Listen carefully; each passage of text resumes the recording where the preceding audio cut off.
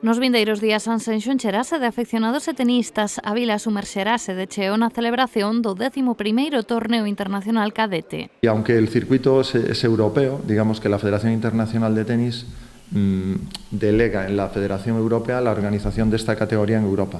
En otras partes del mundo es la propia ITF, la Federación Internacional, la que organiza los torneos sub-16, pero en Europa en concreto los organiza Tennis Europe. Y por eso decimos que aunque sea un circuito europeo, es un torneo de la máxima categoría mundial, es decir, de grado 1. Un evento deportivo a gran escala no que participarán un importante número de tenistas na categoría cadete dende o vindeiro 21 ata o 28 de outubro. Son 41 con más de 300 jugadores, que luego el ranking es el que decide y el que hace la criba.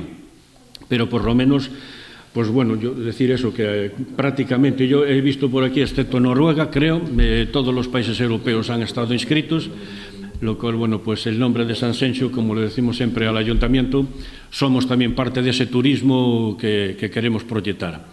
O alcalde Telmo Martín tamén estivo presente na presentación e sinalou que a celebración deste tipo de eventos deportivos reafirman a Sanxenxo non só como un destino de sol e praia.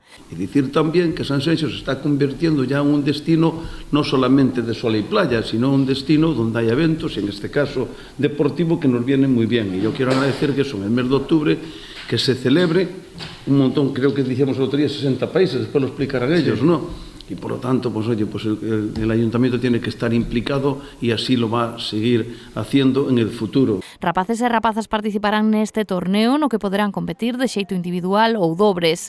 Ademais, este ano, dende a organización decidiron que a final femenina se xogue o sábado pola tarde e a final masculina na mañá do domingo.